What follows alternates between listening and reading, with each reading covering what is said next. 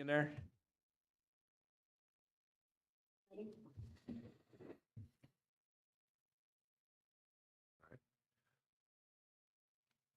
We're good. Good evening, everybody, and welcome to the Tree and Stormwater Advisory Board meeting. This is our April 2022 meeting. So we have we have quorum today, right? So Yes. we have pretty much everybody. I mean, we have quorum, so we should be able to host an official meeting. First item is call the meeting to order. So we'll go ahead and get started. And the second item, we'll go ahead and approve the minutes for the January 2022 meetings.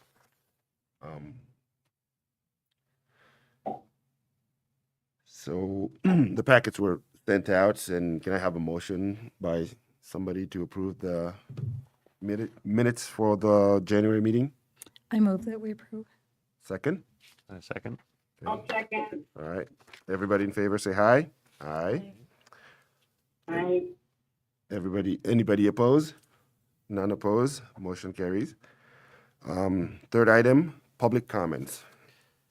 Lots of public here tonight. No one in attendance, and Guy, any emails from any residents? No, just past emails regarding the Muddy Creek cleanup day. Okay. So, All right. Okay, moving on to the next item. Board member terms. We have a couple board members' terms expiring. Kind of a context. I think the city fiscal calendar starts July 1st, so our terms expired the day before July Yes. 1st. June 30th. Yep, June 30th. So we have Michael Burrell, who's been a pretty active member of our board. Term is expiring, as well as Doris Baxter. So I contacted both. Michael isn't showing interest in reapplying, and I think Dries, I won't speak for you, but go ahead if you'd like. I'm totally fine, as long as there isn't some new blood that wants to come on or whatnot. So Okay. if there is, I'm more than happy to step aside. So Okay, so I would like to see you fill out another application and send that to Tracy Mulcahy, and then we'll go from there.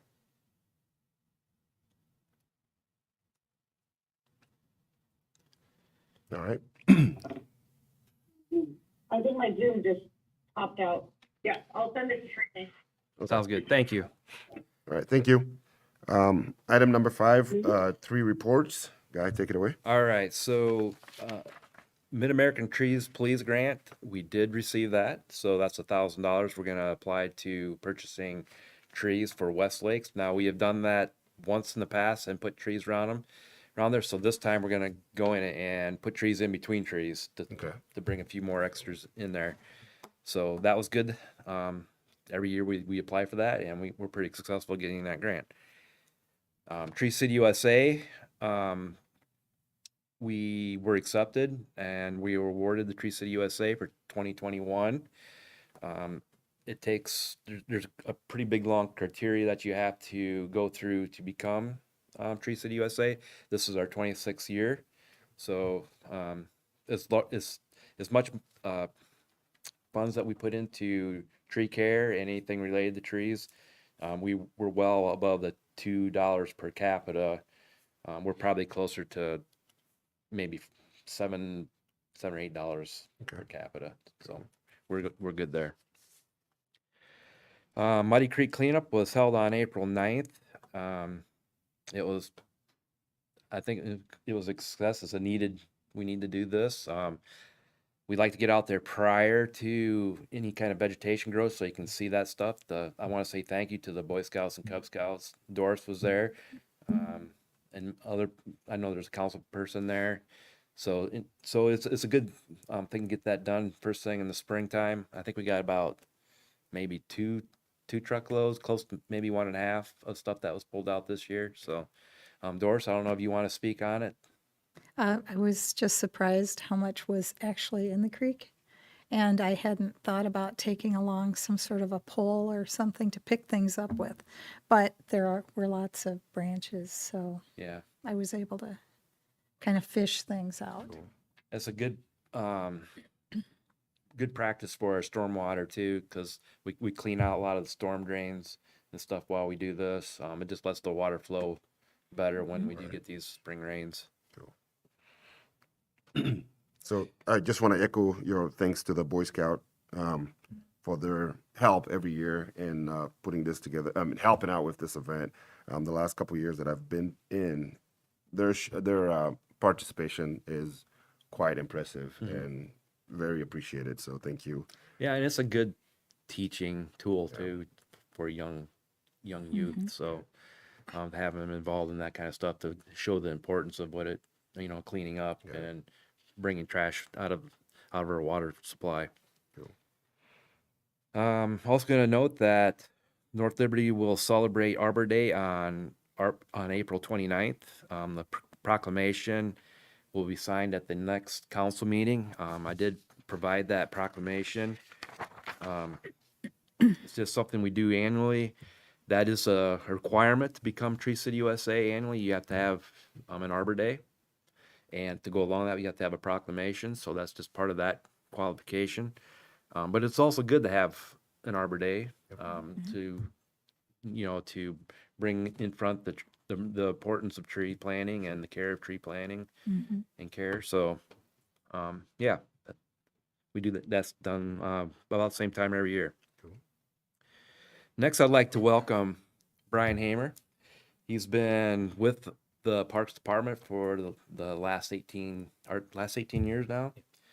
And he has kind of developed into a new role that a new position. So there's so much landscaping and forestry that has to be done now, especially with all this new landscaping and stuff, that it takes a lot of time for one person now. It's like a full-time job. So Brian moved over into a brand new position as landscaping forestry arborist. So we thought that this might give him a little more opportunity to concentrate just on those efforts.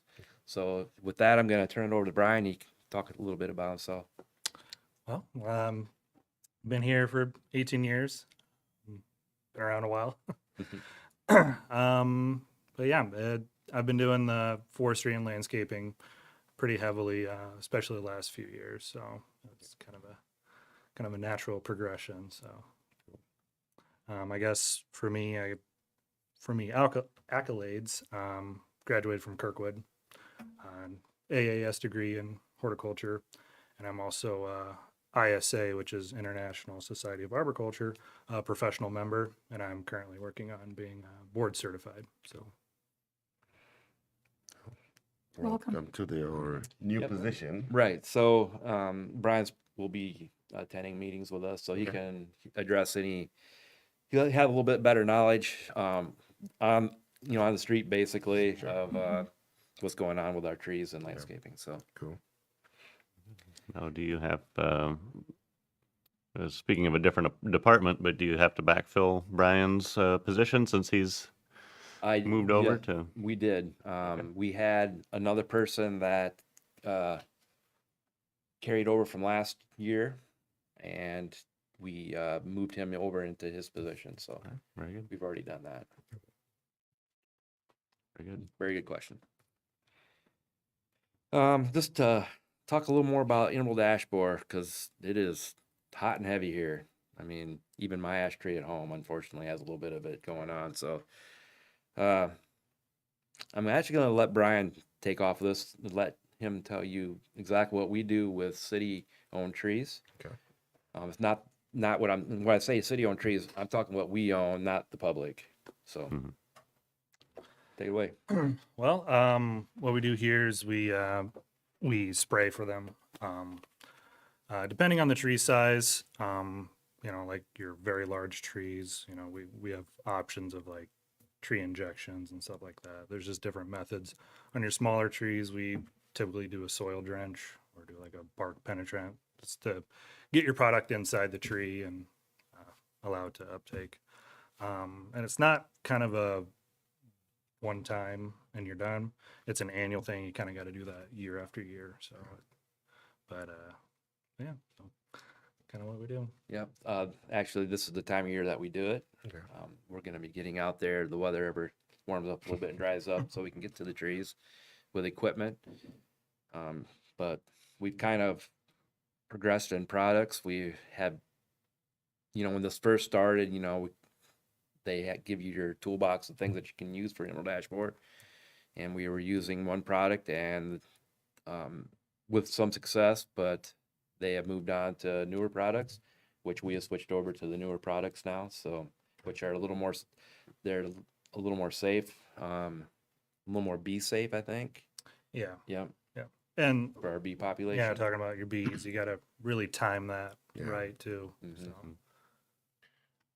Question on that. I think last meeting we touched on, we did a tree count, right? And we had an idea on how many ash trees we have left. From that last meeting to today, can you tell us, as far as percentage, how many more trees were infected with the ash borer where they have to be taken down?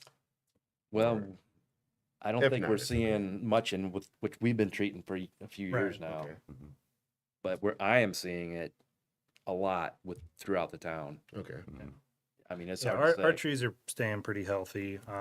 Lost 2, I think, last year. Okay. They're some of our rather large trees, and it was just unfortunate. And hard to, yeah. Yeah, It's hard to treat. Probably 'em. harder yeah, to treat. it's Yeah. very hard to treat those. They've got thicker bark, and Right. you're limited on your options. And it seems like one of the last times we talked about this, the hope is that the ash borer kind of moves Eventually moves past, through. Yeah, you're just trying to hold on for now, and just biding waiting for time it until to- they move past. But that was, I guess, a little bit hopeful for me that there may be an end to it, where it's not like they're coming here and staying. They're just yeah. kind of eating it up as they go, type of thing. I think it takes about 8 to 10 years Wow. before the front moves through. Right, and there's been a lot of products since the initial outbreak. So actually, Iowa, we've actually done a really good job as a state of really slowing down the pest, and we're kind of saving our neighboring states right now, which is pretty cool on Iowa's part. So Do you have any questions regarding any of these topics that we just talked about? So, Grease, anything? No. All right. All right. We'll move to the next item, stormwater report. Mike? Sorry, I wasn't able to get my mute to turn off, but no, I have nothing. All right. Thank you. Thanks. Yeah, I'll just touch on a couple things. The DNR grant that I've been talking about for the last, I guess, about 2 years now that we've been working on that. Just got it completely finished up, sent in our final report last month. In total, we received $125,000 from the DNR in 2 separate phases. That first one was the Your Best Lawn, which was to promote the soil quality restoration that a lot of people take advantage of here in town. And the second one is called Love Your Water, and we went through a different marketing company for that, and I think it turned out really, really good. They're just getting the final product still in. We have yet to pick them up, and then I'll be able to start handing those out at events with some brochures, and we'll have coffee mugs and all kinds of good stuff to hand out to the public that wants to come and talk about that. And that one, instead of just focusing on soil quality restoration, this second phase focuses on pretty much all infiltration practices, rain gardens, bioswales, all that kind of good stuff. And basically just to let the people know that it's out there. I have money to give them if they want to take advantage of putting in some of these practices or using any of that stuff. So that's pretty much what that is, just to get the word out a little bit more and help people to understand that we'd love to help them financially with some of these projects. So that'll be, we haven't got any merchandise yet, like I said, but you guys will probably see some of that. Maybe I'll bring some in the next quarter for you guys to enjoy. And then just touch on some spring items. You know, grass is starting to grow. City ordinance is in there against leaf clippings in the streets. It's pretty important that we keep all that out, keep it in your yard. If you do get it in your street, it happens, just sweep it up, clean it up. That's for water quality issues and safety. You know, you can kind of go at it both ways if people want to understand the nutrient levels or if they just want to talk about motorcycle safety and stuff like that. You can kind of get them from two angles with that, but it is against the law here to blow that in the street. If you do it, you've probably received a nice little note on your doorknob from me in the past that I'll hang on there for you. And a lot of people actually do call me about those, either confused or mad. And a lot of time, you know, it's just education. They're just unaware of the effects of it. And it's a pretty big impact, you know, and that's with fertilizers as well. Spreading them out there, that stuff shoots everywhere. It goes directly from the storm drain right to a pond, and that's why we see a lot of these algae blooms. Yep, and that's a big, you know, I get a lot of phone calls every year from the blue-green algae that we're seeing in town. They want us to fix it, you know, and it's not really that simple. You don't just go out and fix it unless you want to throw a bunch more chemicals in there. Right. You know, you can kind of help that, but it really comes down to lawn maintenance is going to have the biggest impact. You know, if we're in a drought, there's no reason to throw a bunch of fertilizer on your lawn and watch it run directly off instantly. The grass clippings also contribute to that with nitrogen levels and phosphorus and all the stuff that we don't need in our ponds and streams. So if you receive a door hanger, it's most likely from me, and I'd be happy to chat with you about it to the public, everyone that's here tonight. Is there a fine associated with that, or just a No, chat with you? there isn't. There could be if I'm putting a door hanger on your door every week, you know, we can follow through with some repercussions. You know, North Liberty doesn't want to go out and find people for stuff. But you know, everything can get to that certain level if it just continues and continues and continues. There's ways that we can put some penalties on homeowners that do that. So is this the one person operation putting those door clippers on, or Yep, is they're the police in department helping out?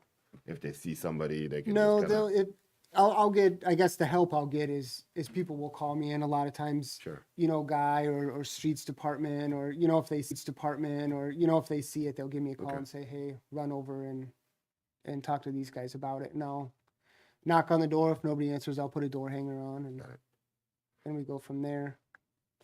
You know, and along those same lines, a lot of the same impacts with the dog poop that's around. You know, pick it up. It's what you got to do. It's not that big of a deal. And what we find in Muddy Creek, a little bit, it's private property on Muddy Creek in that area, but we drove down last spring and fall, and a lot of people were picking up the poop and they put them in their little blue bags, and then they threw them all in the creek in the blue bag.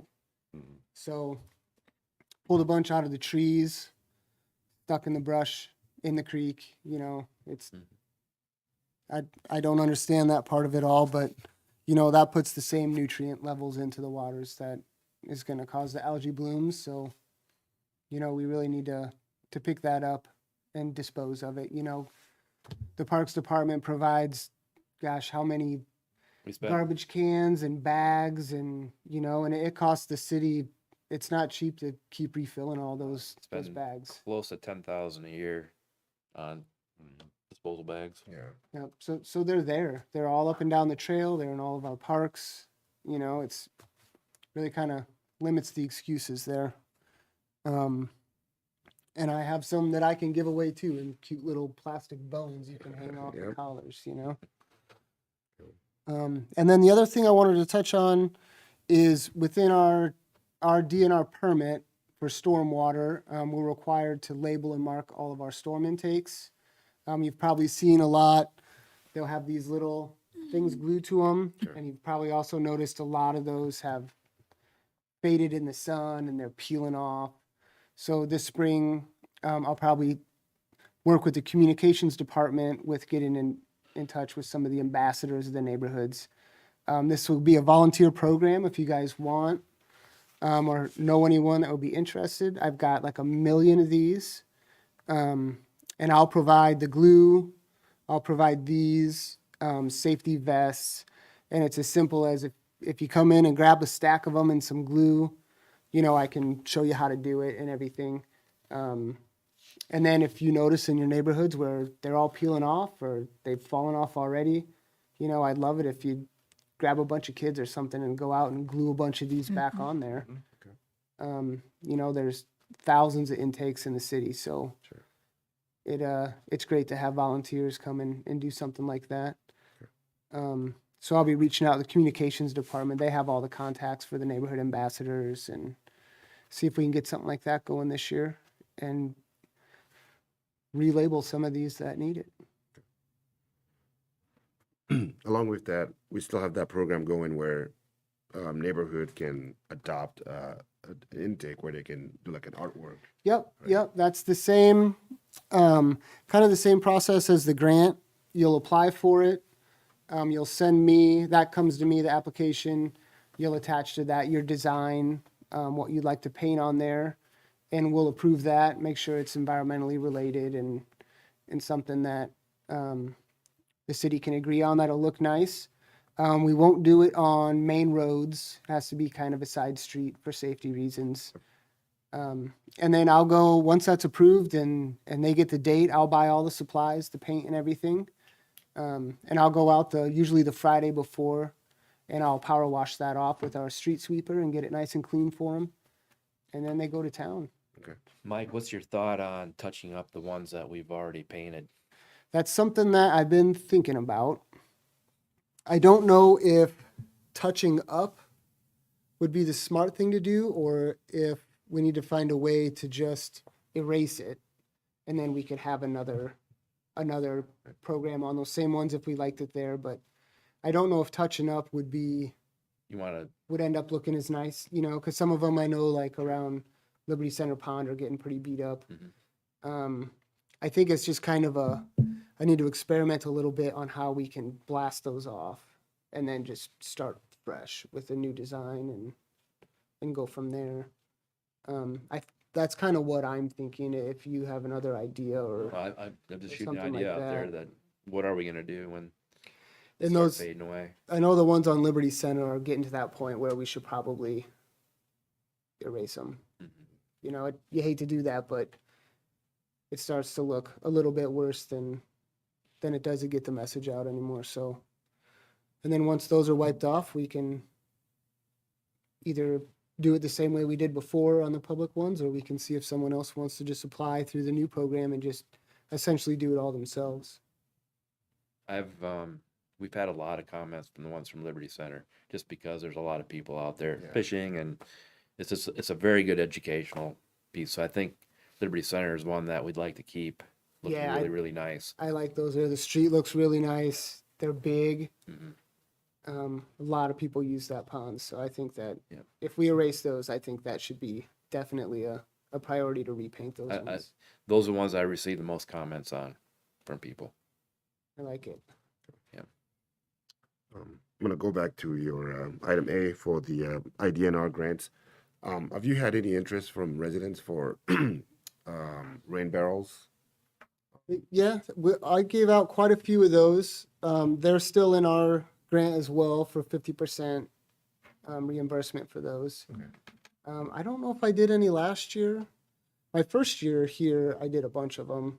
And it's just as simple as you apply, make sure the funding is there. Sure. And then you just go buy one and send me the receipt. Okay. And I'll give you half that money back.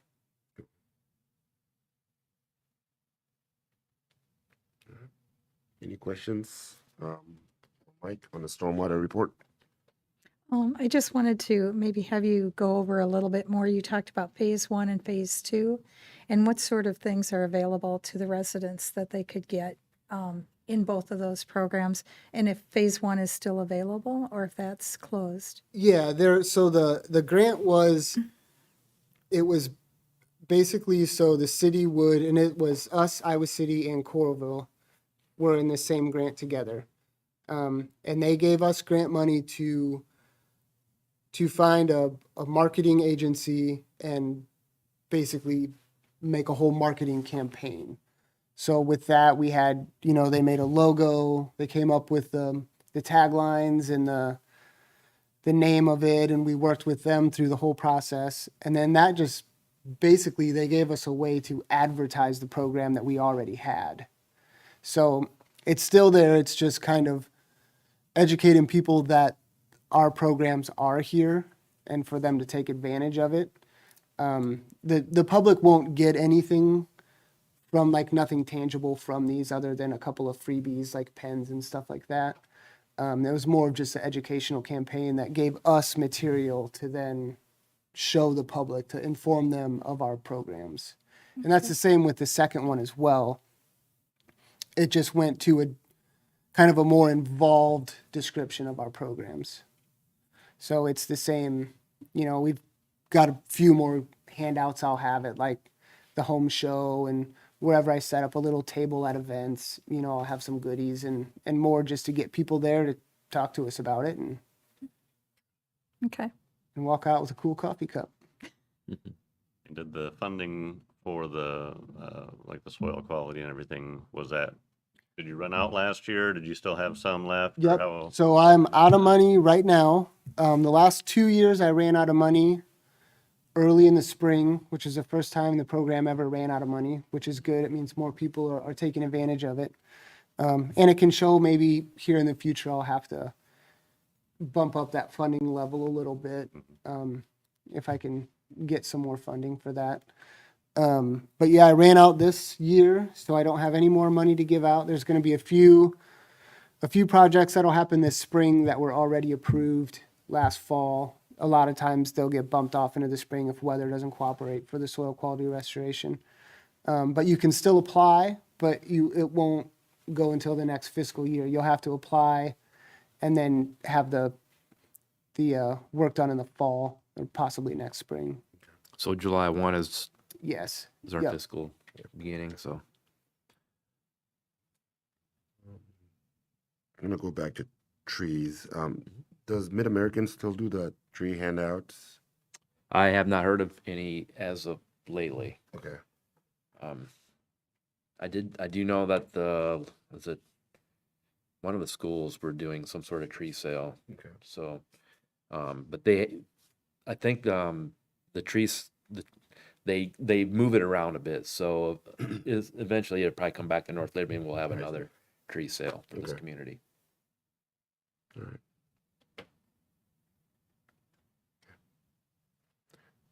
Any other questions? All right, thank you, Mike. Next item is old business. Anything anybody wants to bring back from a previous meeting?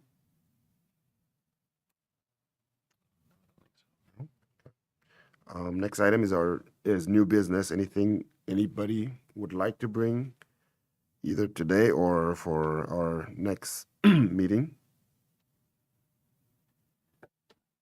Feel free if you have any new ideas or whatever that you'd like to discuss at the next meeting, just feel free to email those to me and we can add those as a agenda item.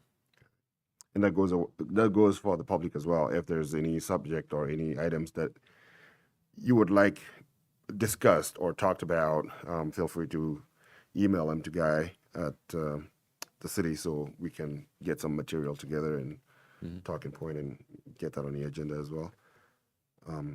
Okay. Next item is our next meeting. Next meeting is scheduled for July 13th, 2022 at 7 p.m. Same location.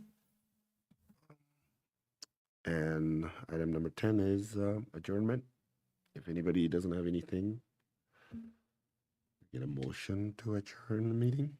Motion to adjourn? Get a second. I'll second. All right. All in favor say aye. Aye. Opposed? Hi. All right. None opposed. Motion carries. So our meeting is adjourned. Thank you, everybody, for your time, and we'll see you in July.